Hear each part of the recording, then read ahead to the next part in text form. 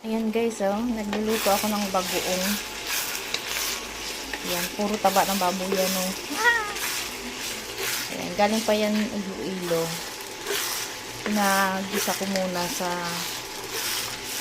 mantika bago ko lagyan ng adobo. Na ano? Ay, suka ba yun? Para maging adobong ano. Ayan. Ayan, taba ng baboy. Yan na pang ano niya. Ayan.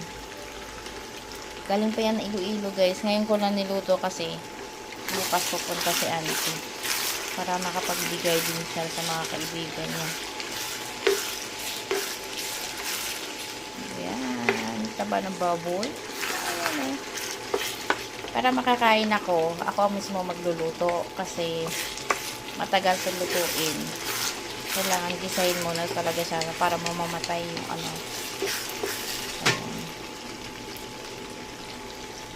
Bagoong galing Iloilo. Ano ba ito? Ano ba ito? Pinong-pino talaga siya. Oh. Maamoy. Kaya niluto ko ngayong gabi kasi bakit may maamoy.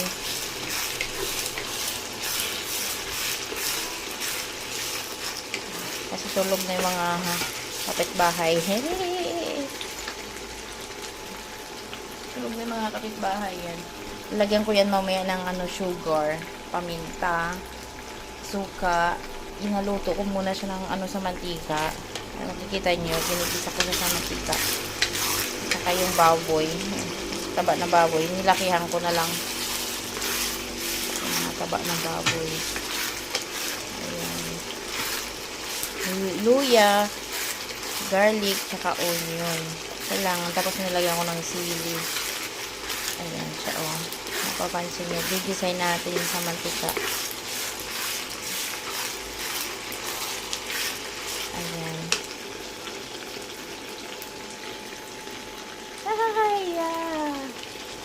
Lagyan ko ng paminta. Kailangan matagal siyang lutuin.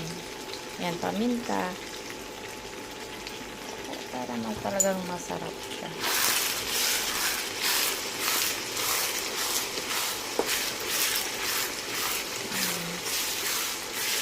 Bigyan ko ito mga kaibigan ko din. Pag pumunta pala sila dito. Ginigisa muna siya sa mantika para matagal siyang masira. Saka siya lagyan ng suka. Lutuin siya sa suka.